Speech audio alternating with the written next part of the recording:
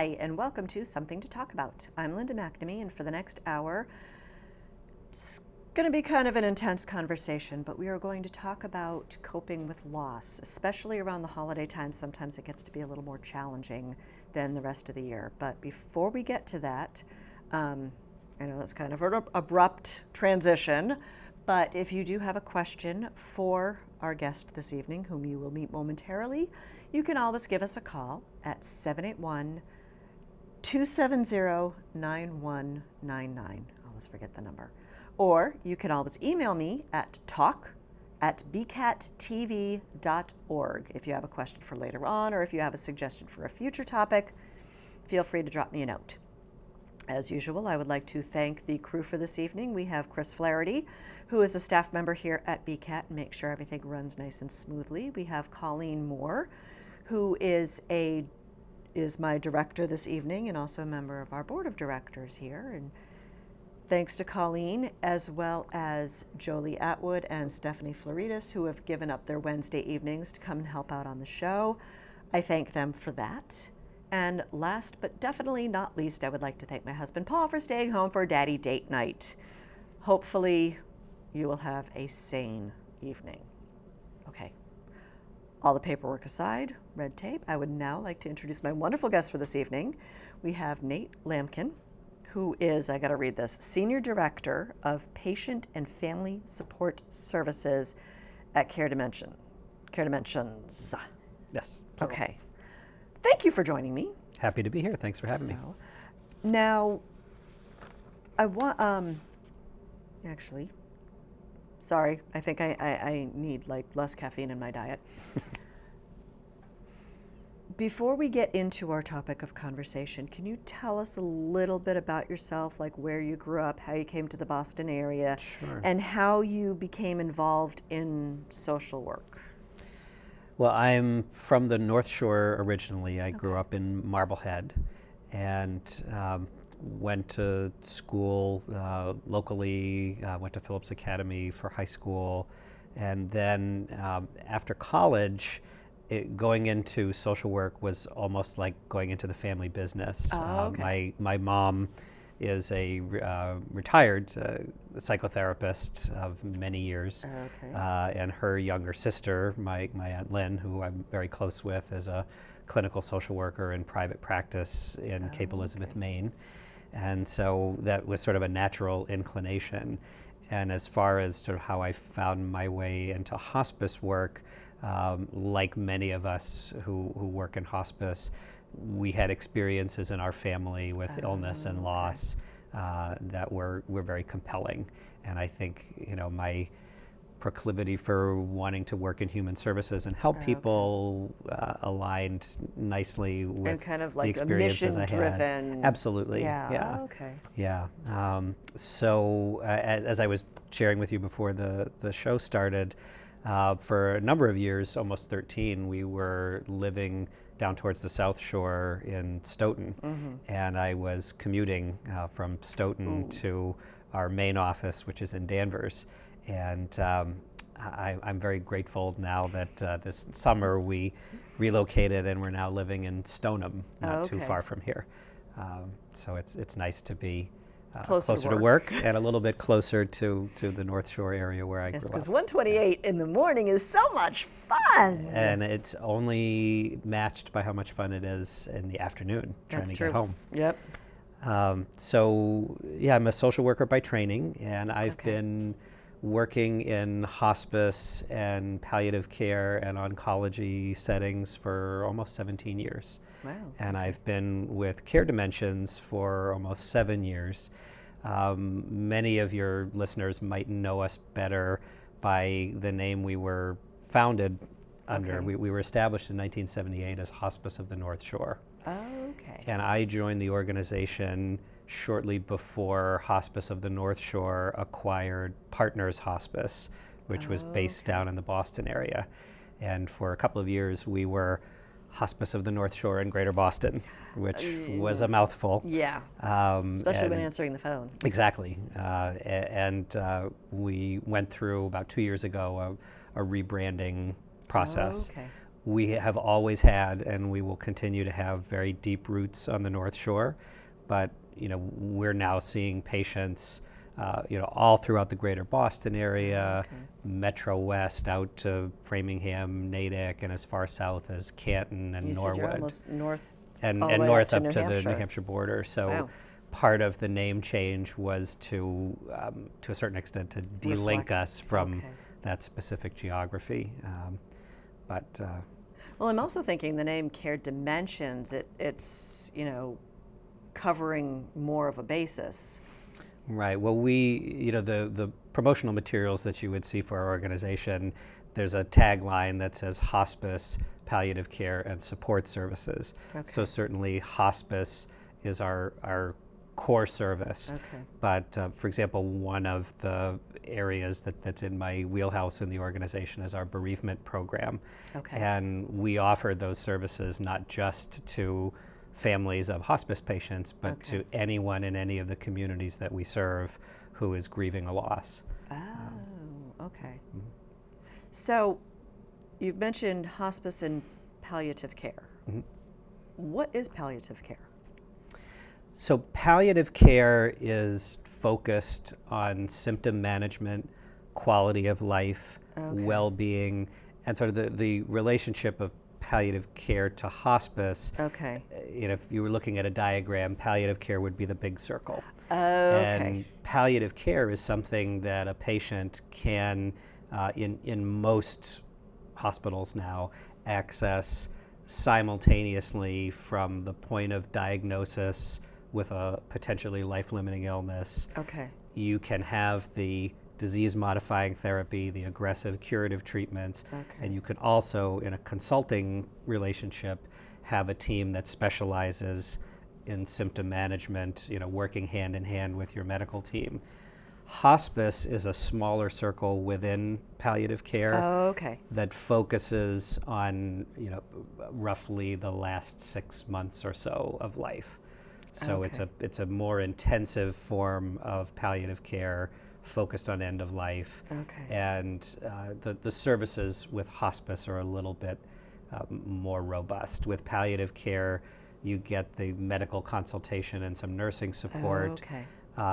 To a limited extent, Now, is it still when it's a terminal illness, or is it palliative care would be for a potentially life-limiting okay, illness. life limiting? Um, Okay. When it reaches the point where you have a quote-unquote terminal prognosis, Okay. where your physician feels if the disease follows a predictable course that you would have Okay. approximately 6 months, that's when Okay. it's time to think about hospice. Okay. Now, hospice can either be at a center or it can be at home, correct?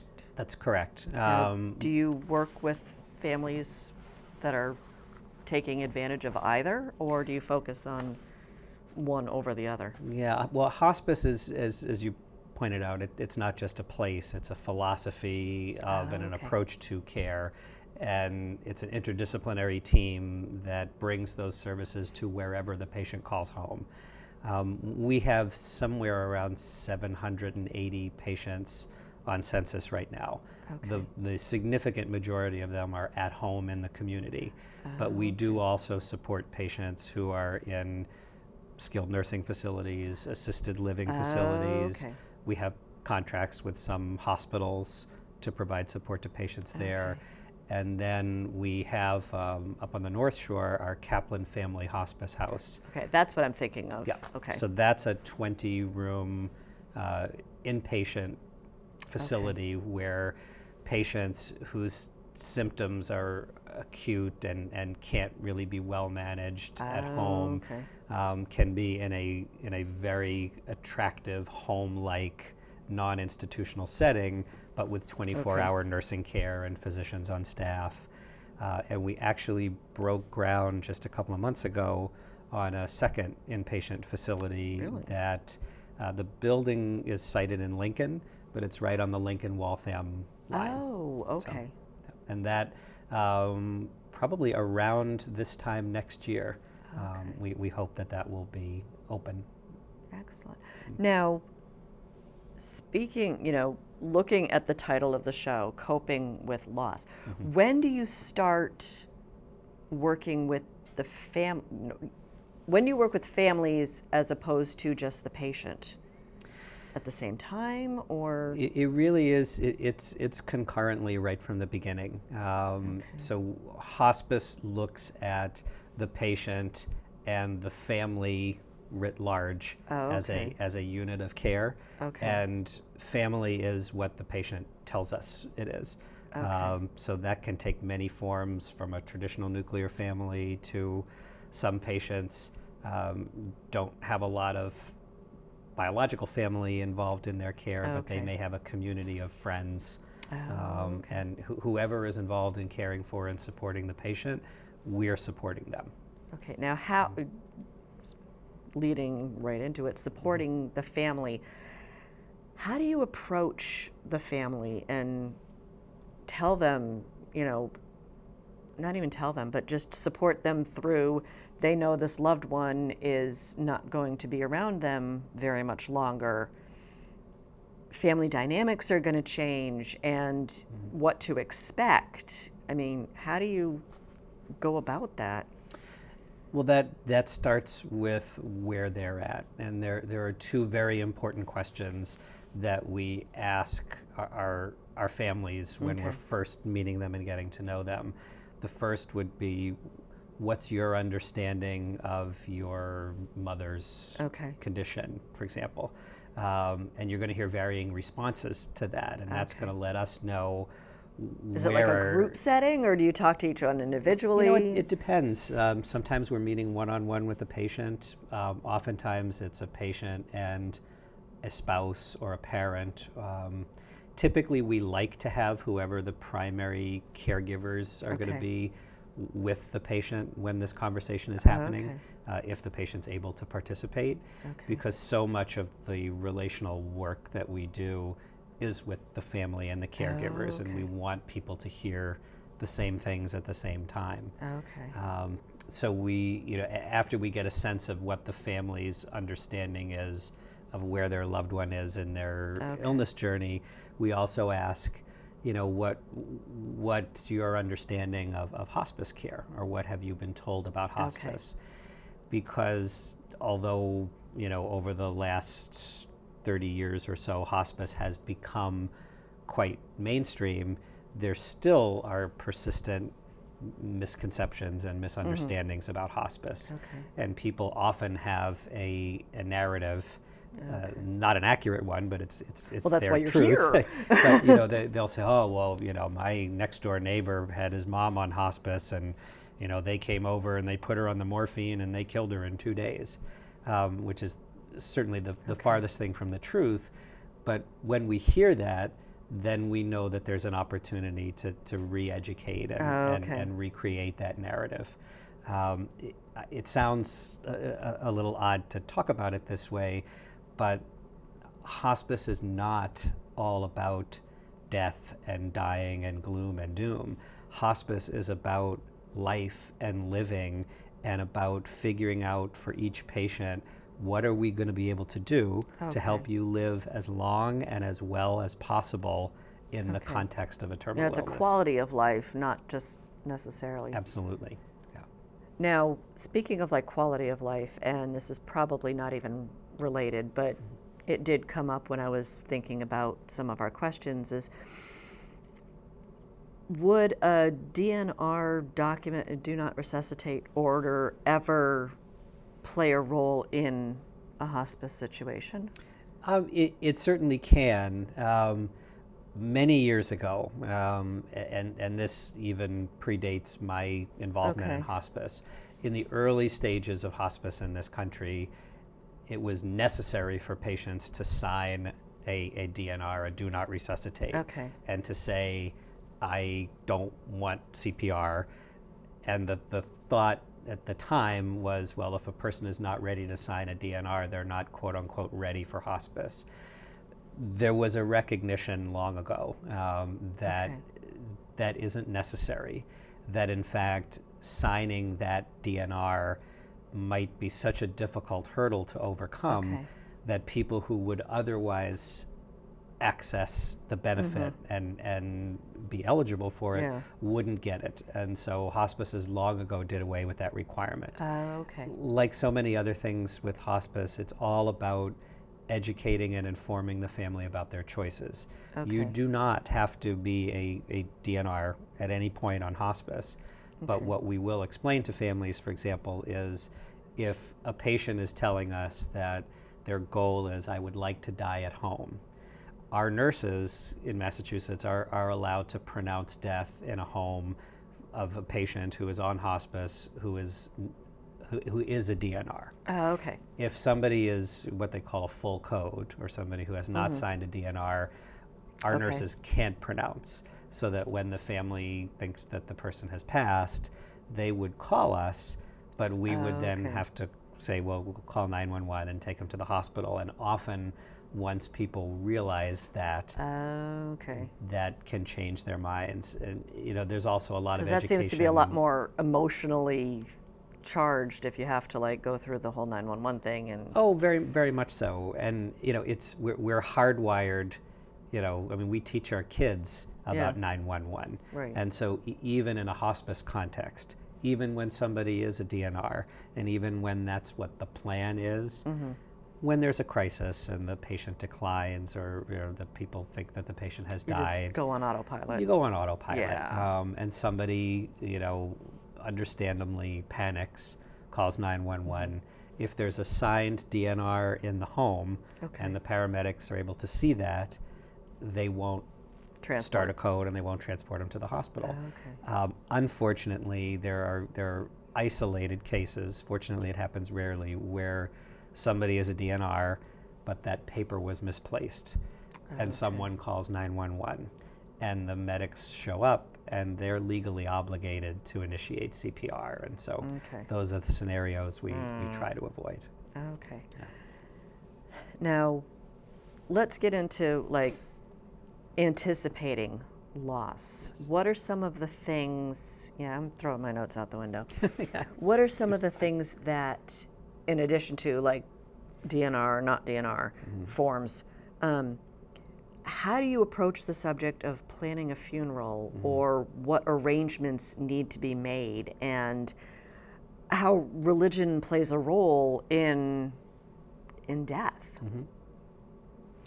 Well, we start with what the patient and family's goals are. Okay. And, hopefully the person has come on to hospice with enough time where we can get to know one another. Okay. And we can learn from the patient and the family what is important to you now. What are your goals? There are survey after survey for years has shown that Americans, would like to have a good death, quote unquote. Okay. That often involves things like, I want to be as comfortable as I can be. I want to maintain, as much control over what happens to me as possible. I want to preserve my dignity. But then, families are like fingerprints. No two are exactly alike. And so when it comes to goals of care, when it comes to thinking about planning a memorial service and those sorts of things, we educate ourselves about the family's cultural and religious traditions and values.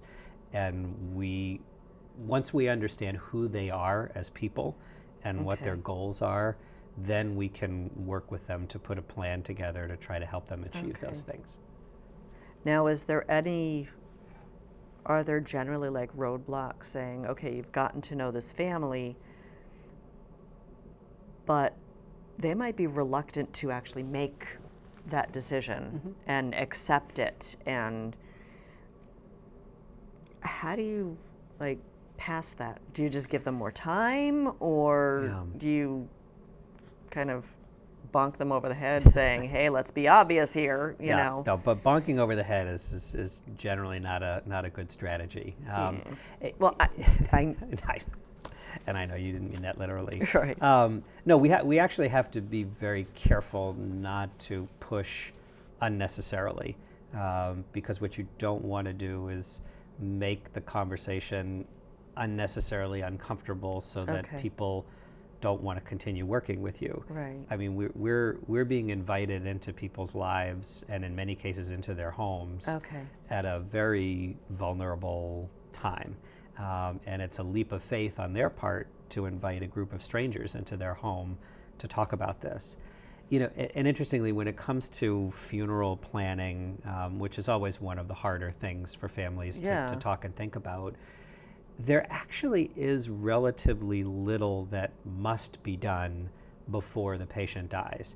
And sometimes, you know, as far as we're going to get with the family before the death is that they select a funeral home. And because I'm just thinking, you know, I don't know how I would react to write your own obituary. I mean, you know. Yeah. You know, it really runs the gamut. There are people for whom just choosing a funeral home is all they're able to talk about. And, you know, any funeral director would tell you that that's really, you know, the rest of that stuff can happen later after the patient dies. There's no major decisions to be made. But then the other end of the spectrum are people who have family meetings to plan their memorial service, and patients who are choosing what music they want played and literally writing their own obituary. Or in my case, what music I don't want played. I told my husband, if I go first, you better not play this or I will come and haunt you. So, document it in your advance directive. Make sure people know. It's in there. I think, you know, that was intimidating because a few years ago, we actually went through a whole estate planning and our lawyer was very thorough, and she's like, okay, you know, you were talking about the plan being as comfortable as possible and where you want to be and what, you know, if you want music and what kind of music and, you know, planning everything. And it's intimidating. Yeah. And, you know, we started talking a little bit about advanced care planning. Yeah. That's increasingly become an important part of what our organization is doing out in the community, providing a lot of education around advanced care planning. What is a healthcare proxy? How do you have these conversations with your family? Precisely because when you are in a medical crisis and you're under stress, that is a very difficult time to be thinking about all these things. And so to the extent that people can think in advance when they are well, about at some point in the future, if I'm critically ill or injured and I can't speak for myself, you know, what kind of care do I want? What kind of care do I not want? And who do I want representing me? Who do I want making the decisions or carrying out my wishes? So, right, okay. So those are all important things. And that's been an area of a lot of progress. You know, 17 years ago when I first got into this, advanced care planning and healthcare proxy, these were not words that were in the mainstream. And thanks to people like Ellen Goodman with her the Conversation Project and similar outreach efforts, you know, now people are talking and thinking about it more and more, which is such a gift, really, that you can give to your family, that those arrangements are made in advance. Here's the book, just, you know, here's this binder that's 6 inches fat. Everything's in there. But you have to document it, and you have to talk to your healthcare proxy about it, because in Massachusetts anyway, the healthcare proxy is a standalone form. So I might fill out this piece of paper that says, you know, I, Nate Lamkin, you know, designate my wife, Leah Lamkin, as my healthcare proxy, and then we have 2 witnesses sign it, and there it is. But if I don't sit down with Leah and have a conversation with her about, hey, listen, if this happens to me, I want this, I don't want that. I mean, I saw this happen. I worked for a few years at the Dana-Farber Brigham and Women's Cancer Center. And we would be at the bedside at the Brigham, and there would be a patient with widely metastatic, very advanced disease, critically ill, and the whole committee is standing at the head of the bed. You've got the attending and the fellow and the resident and the intern and the nurse and the chaplain and the social worker, and they give the presentation about where the patient is, and the doctor says, well, we're at a critical juncture where we can do this or we can do that. And then the whole committee looks to the foot of the bed where the poor daughter, who's the healthcare proxy, is looking like a deer in the headlights, and they ask her, what would your mother want? And it's a terrible feeling to sit there and have to say, I don't know. We never talked about it. I have no idea. So it really, and particularly with parents and their adult children, we really do think about it as a gift that you can give your children, that there can be the peace of mind that this is talked about and documented and settled before there's a crisis, so that if and when that time comes that you are critically ill in the hospital, your family can focus on being your family, and they won't have to deal with all of the decision making, because you've already let them know this is what I want or don't want. Right, because I'm also thinking, as you know, with that adult child deer in headlights, what happens if the adult child's wishes are different from, or the proxy's opinions and wishes are different than the patient's? That's got to be a conflict. And how would you work through that? I mean, do you work through that, or do you just like... Well, oftentimes, fortunately, when the family and the patient are in different places, the hospice team, particularly the social workers, can work with the family, help them come together, help clarify goals of care, those sorts of things. But there are scenarios with patients in hospitals where you've got a critically ill, not responsive parent, and there are 4 adult children, and between the 4 of them, there are 5 different opinions about what to do. And without a healthcare proxy, it doesn't happen often, but those cases will sometimes end up in court where the hospital is seeking guardianship, because Massachusetts, unlike many other states, does not have a law of succession. In a lot of other states, even if there's no healthcare proxy, there's a law that says, well, first you go to the spouse, and if there's no spouse, you go to the adult child or the sibling or whatever it is. We don't have that, which makes having a healthcare proxy in Massachusetts really even more important. Now, since... Is there anything else we need to cover right now, or can we move into the actual loss? I mean, we're approaching holiday time, and, I'm looking back at my recent history.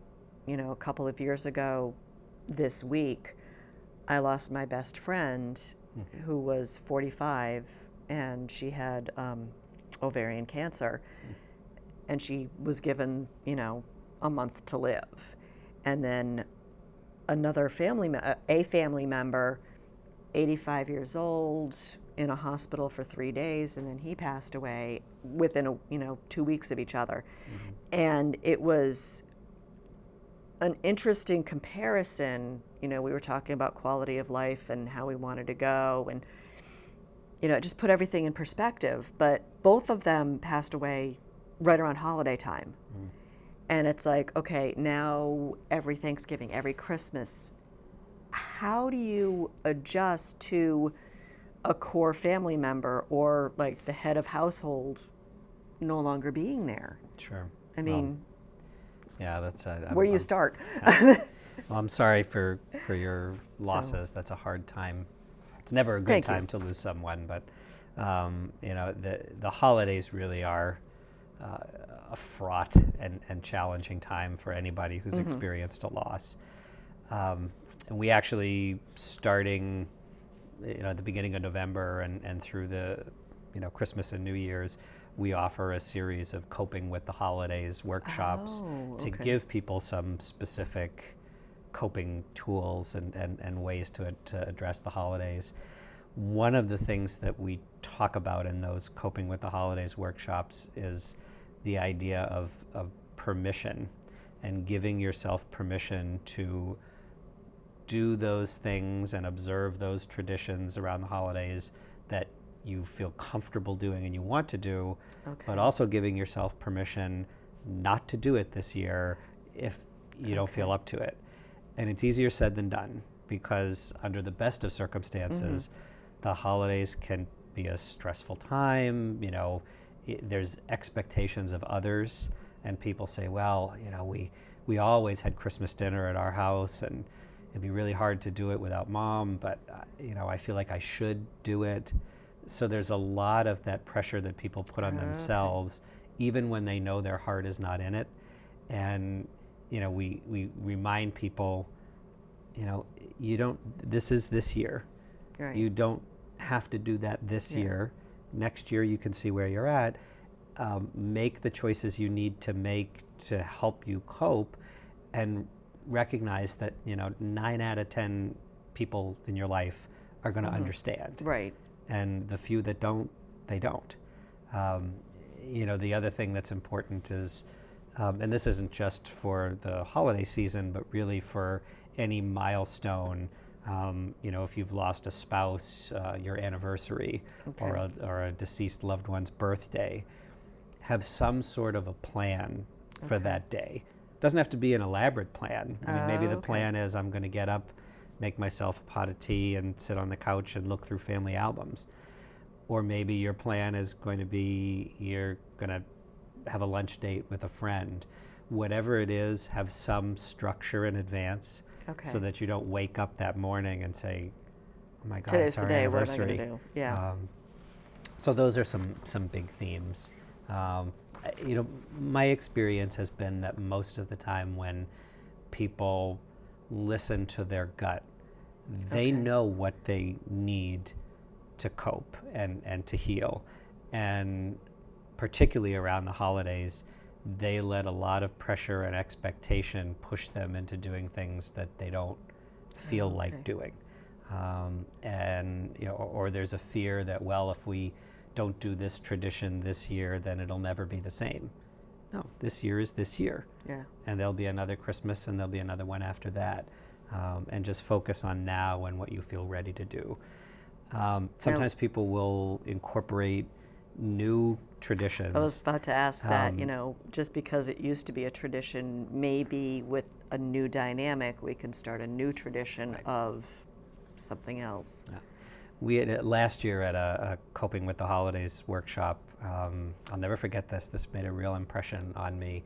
Somebody was talking in the group about the tension between, the matriarch of the family had died not long before Thanksgiving, and everybody was gathering at their house, and this person was struggling with, well, I don't want to pretend that this didn't happen, and I want to honor that Nana is not here anymore, but I also don't want the holiday to be all about that, and I want people to also be able to have fun. And so they came up with a wonderful new ritual that they did, and there were kids and grandkids involved, so they took a shoebox and they had the kids decorate it with construction paper and marker and glitter and all that fun stuff. So the kids had a little project, and the shoebox went in the center of the table, and then at each place setting there was a 3x5 card and a pen. And when the host of the meal stood up and to do grace, he said, we're all missing Nana, and we she's not here, and we want to acknowledge that and honor her. So I'd like you to take just a few minutes before we sit down to the meal to write a little memory or a little story on the card about Nana. And everybody took a few minutes, and they did that, and they put it in the box. And then the box was taken off the table and set aside. And then everybody went on with their meal, and they enjoyed themselves and had fun. And then Christmas morning, they took the box out. And after they opened the presents, they read the cards and shared the memories. Cool. And I mean, that was nice on so many levels. And I think what that accomplished for this family was, there's no patent or copyright on this. It was a specific activity that was bounded in time. It had the decorate the box so you get the kids involved, and then sort of that symbolic act of taking the box off the table gave everybody permission to relax and have fun, and everybody could feel like, well, we named the elephant in the room, and we honored Nana, and now we can eat our turkey and drink our wine and have a few laughs. And the fact that it sort of comes back around again at Christmas time was just, I thought that was Yeah. lovely. Now, would you recommend that this be a new tradition that's done every year, or how do the differences between the first holiday or the first significant date versus all the ones that are going to come after that? Is there a difference? Does there need to be? Is it? Yeah, no rules. I think it depends, again, whether it's this year or next year or the following year. You have to listen to your gut and figure out what feels right for you. As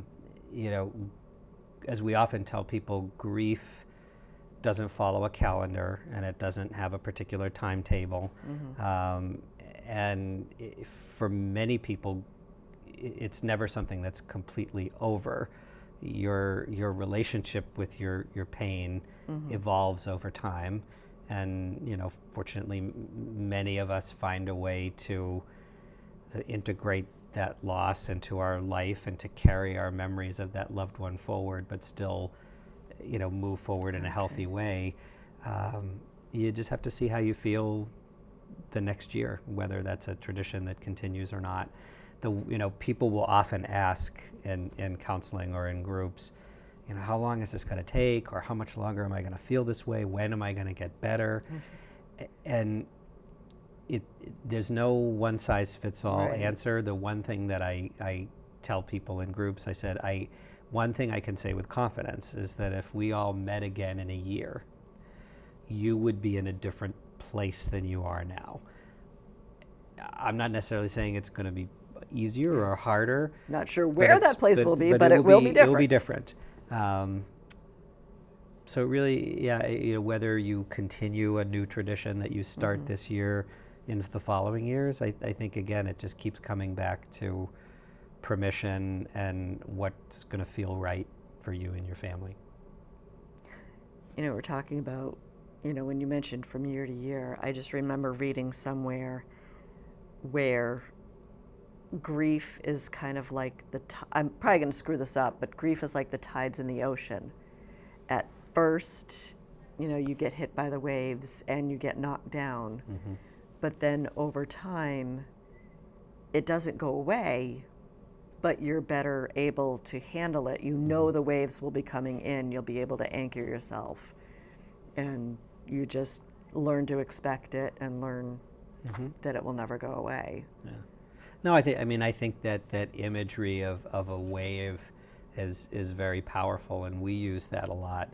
One thing I find myself saying to newly bereaved clients, is people who have lost a loved one within the last couple of months, that when somebody you love dies, whether you're with them when it happens or whether you get a phone call or however you find out about it, in that moment, there's this tidal wave of pain that comes hurtling at you. And what your mind does as a defense mechanism is, the way I describe it is it almost secretes like a psychological anesthetic that numbs you. So when that wave hits you, you don't take all of that pain in all at once. Because if you did, you would just fall in a heap on the floor and curl up in the fetal position and cry. And, when somebody you love... I probably did that anyway. But, even then, people can pick themselves up and dust themselves off, because in the wake of a loved one's death, there's often a lot going on. There's a funeral to plan, and there's family coming in from out of town, and maybe you're a parent with young kids, and those kids still need to get dressed and go to school and have meals and go to bed, and you can't fall apart. So in the immediate short term, that psychological anesthetic can be effective and helpful. But just like the anesthesia that you get from surgery, it wears off, and different people process it at different rates. So usually, for a few weeks after the death, there's still this sort of numbness or the sense of disbelief. I can't believe this is real. Plus, your daily routine doesn't look like what it typically does, because for many people there's lots of visitors coming and there's cards in the mail and people bringing you food, and sometimes it's so much food that you have to rent a second freezer for all the casseroles. But in a few weeks, that starts to taper off. Right. And it's not because the people don't care or they don't love you anymore, but it's just that their lives keep moving forward. So when that numbness wears off and your routine starts to look more like it did before your loved one died, it suddenly becomes glaringly apparent that your loved one's not there. And we tend, right around 4 to 8 weeks after a death is when we seem to get the most calls from people saying, I need help, because the reality is really starting to set in. Reality has set in, yeah. Mm-hmm. The novelty has worn off. And Yeah. so what are the options for someone in that situation, like the 4 to 8 week out? Mm-hmm. Well, in that sort of acute grief phase, one-to-one counseling is a very good way to approach that. We have a guideline, and some other grief centers do as well, that we really recommend you be about 2 or 3 months out from a loss before you join a group. That's based on the clinical literature and our own experience, that if somebody you love died just a few weeks ago, your own pain is so raw that going to a group that meets once a week for 8 weeks and you're in a room with 9 other people who are in that much pain, it can be really overwhelming. That's why we created these monthly newly bereaved workshops where we give people a one-time self-contained experience in a group, mostly to educate them about the symptoms of grief and to normalize the experience and give them a sense of what grief looks like and what a group looks like, so that in a couple of months when they're a little more ready, they can think about joining a group. Once in a while, somebody will push back and say, I really want this, and we try to be flexible and make exceptions. Many times when we do make those exceptions, after 2 or 3 sessions, the person stops You're coming. right, I'm not, because this is just too overwhelming for me. Yeah. Now, with some of these group settings, we've talked about the advice that you and your colleagues give to the bereaved, but is there ever any camaraderie or support that the members give each other? Oh, very much so. Is that like encouraged? Is that, It's definitely encouraged, and what we often tell people in the group is that while I don't want to minimize the importance of what we all do here, every Tuesday at 6:30, often some of the best things that come out of a group are the connections that the group members make with each other between sessions and after the group has ended. There's a loss of spouse group that met over 3 years ago at our Bertillon Center for Grief and Healing in Danvers. And to this day, once a month, the group members still get together, they rotate at each other's houses, or they meet at a restaurant. And that's important, because I think what draws people to the groups and keeps them coming is it's an environment with a room full of people who understand what you're going through. And where, I had a group in Swampscott earlier this morning, and one woman who's grieving multiple losses over many years said, this is one place that I don't feel judged. Really? Because the world is very fast. Yeah. And everything is the 24-hour news cycle, and we all have our smartphones, and we're constantly wired. Instant gratification. Exactly. Everything's... And people create unrealistic expectations of themselves or of others that, 3 months after their spouse dies, they're saying, boy, I feel like I should be over this. Yeah. Or, they'll start crying in front of a colleague at work, and the person will say, really? I mean, three months later, you're still this? I mean, you got to move on. Snap out of it. Snap out of it. And that's not always possible. That is, one thing that you're not going to hear from people in the group, because I've heard people describe it as, it's the club that nobody ever wanted to belong to, but you really can't fully appreciate and understand the grief process until you've experienced it yourself. Yeah. And very often people feel that their family and even their friends can't really understand. And it's uncomfortable for a lot of people to be around someone who's grieving. So it can be very isolating. Because sometimes you don't know what to say. You want to be comforting, but you don't want to offend them, and Yeah. So that's got to be hard. Now, most of what we've been talking about, I'm in the mindset where it's been, we know this is coming, whether it's a hospice situation or just, it's been a prolonged illness. Yeah. But how does the process differ if it's like a sudden loss? Yeah. Well, that's a question that we grief counselors sort of ask ourselves. Is there a difference? And that's certainly something that I've thought a lot about over the years.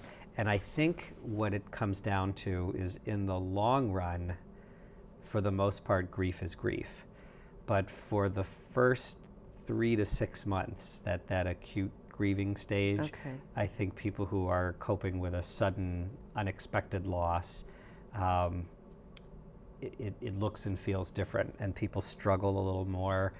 That psychological anesthetic that I talked about earlier with sudden, unexpected loss, that tends to linger a little longer. So that period of shock and disorientation and inability to fully accept what has happened, that it takes a little longer. It takes longer, and so there's sort of a delayed start to the grieving process.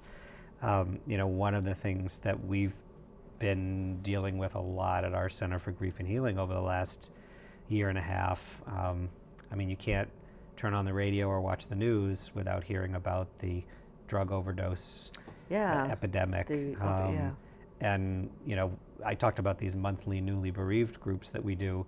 For about a year and a half, we haven't had a single one of them where at least one person in the group, sometimes more, is there because they've lost a loved one to an overdose.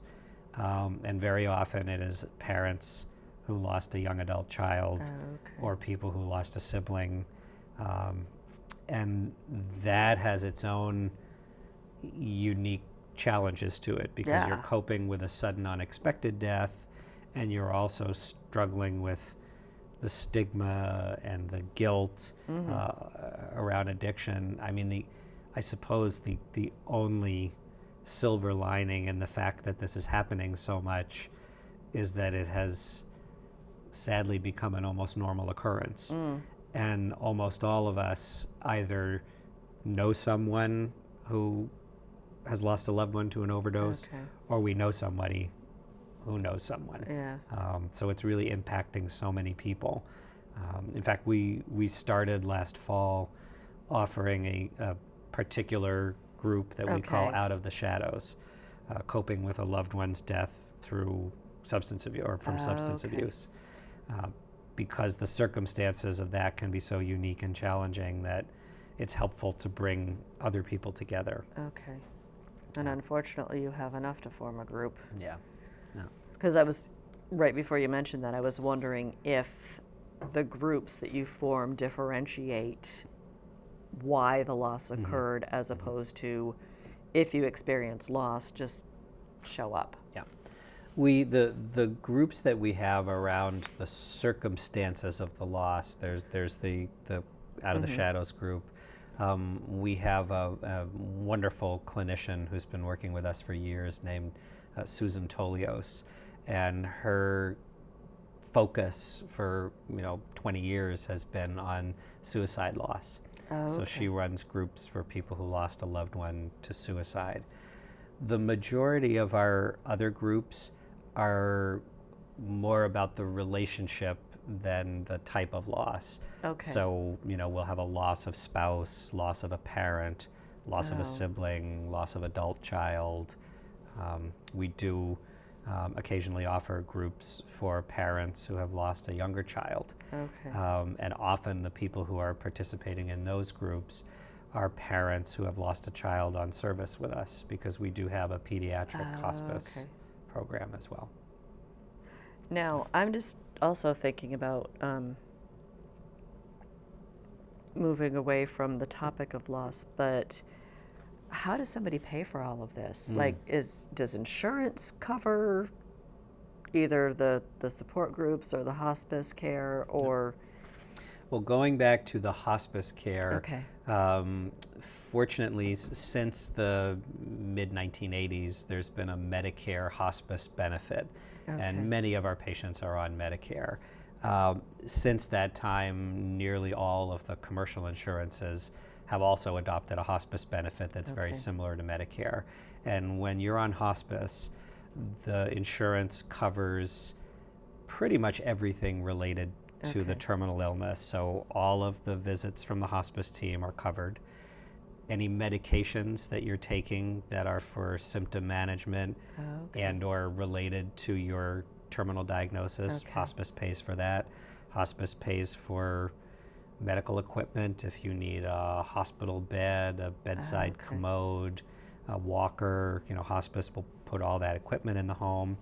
The only things that hospice will not cover would be medications that are not related to the hospice diagnosis. Oh, For okay. example, if you have lung cancer and that's what you're on hospice for, but you've also been taking a statin for your cholesterol, I was about to say, hospice high won't cover the cholesterol. statin, and typically there'll be another mechanism for insurance Okay. to cover that. But there is very rarely any out-of-pocket cost for people to be on hospice Because I'm just service. thinking that would be another stress added to a very stressful situation. It's like, Yeah. okay, I'm losing a loved one and I'm risking losing my home, because I know some medical expenses can add up really quickly. Certainly, and looking at the example of our patients who have had cancer, often they've been sick for many years. It's not an unusual scenario for them to have very significant financial challenges because perhaps the patient was working up to the Okay. point that they couldn't anymore, and they lost that income. And while they were in the sort of active treatment phase, insurance wasn't covering all of this, so the Okay. expenses are stacking up and the income is coming down. So I'm glad that you asked the question, because people who are thinking about hospice and are not familiar with it worry sometimes, how am I going to pay for this? I've already Right. got $15,000 worth of medical bills. So the hospice benefit covers pretty much everything related to Okay. your care, and with the exception of medications that you might be taking that have nothing to do with why you're on hospice, there's no out-of-pocket cost, which is a Okay. real gift for families. What about like the support groups afterwards? Yep. Is there a cost involved in that? We do not charge for the vast majority of our Okay. groups. We're fortunate that Care Dimensions as an organization invests pretty significantly in our operating budget in the Okay. grief program. We also have a very generous community of donors. So through philanthropy, we're able to cover a lot of our costs. And it's all the more challenging for hospices to do that because reimbursement for hospice care ends when the patient dies. Oh, okay. They call it the Medicare conditions of participation, which are our regulations. Okay. They actually require that hospice provide grief support to families for a year after the death. Okay. They don't go into a whole lot of detail about how you do that, Okay. but you're not compensated for it. Oh, okay. So, some smaller organizations have more modest bereavement programs, not because they don't value and appreciate the need for it, but Care Dimensions is the largest not-for-profit hospice Okay. in Massachusetts, and we have enough of an economy of scale that we can afford to invest in our grief programs. where a smaller organization Okay. has to make some tough choices between, well, are we going to invest in Yeah. hiring, another bereavement counselor, or do we need to put that money towards patient care or Right. hiring Okay. another nurse? And we're fortunate between our economy of scale and the very generous support that we get from Okay. the community that we don't have to make those choices. Okay. I'm also wondering, as soon as you mentioned philanthropy, does that mean like you have to do fundraisers or like galas, or do you do any of that, or do you just rely on individual donors and corporate sponsors, or I don't know if you do corporate sponsors. We don't really do corporate sponsors, but we have a development team that's very active throughout the year. Okay. A good portion of the philanthropy dollars that come in are through grants. We have a grant writer who's out looking Okay. for any opportunity to support the programs.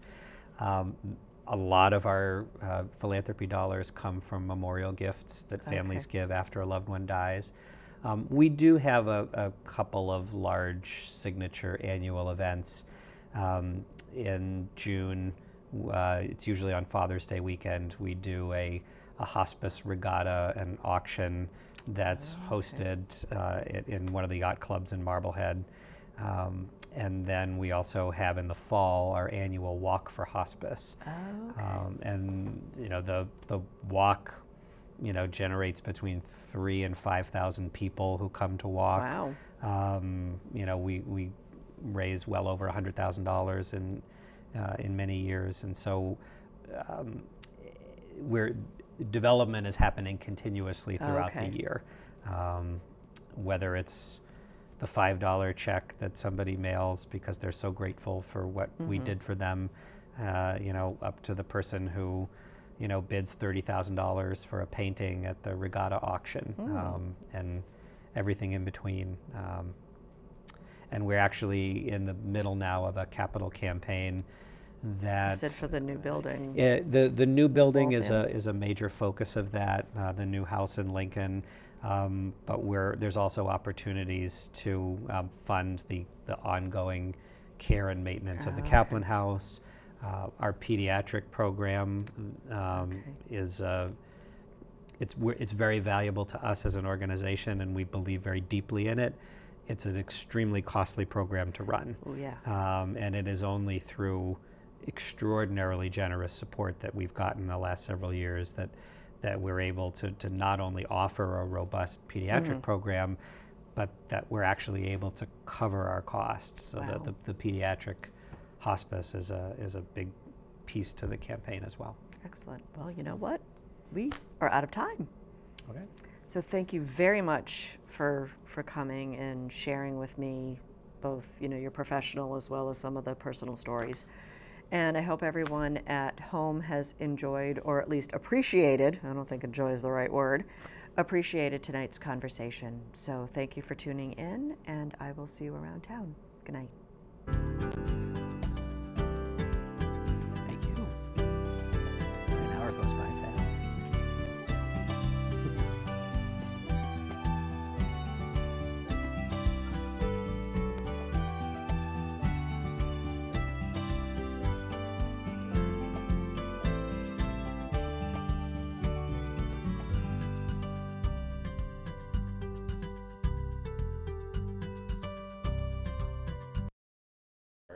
And talk to the community, because the Hospice of the North Shore has been around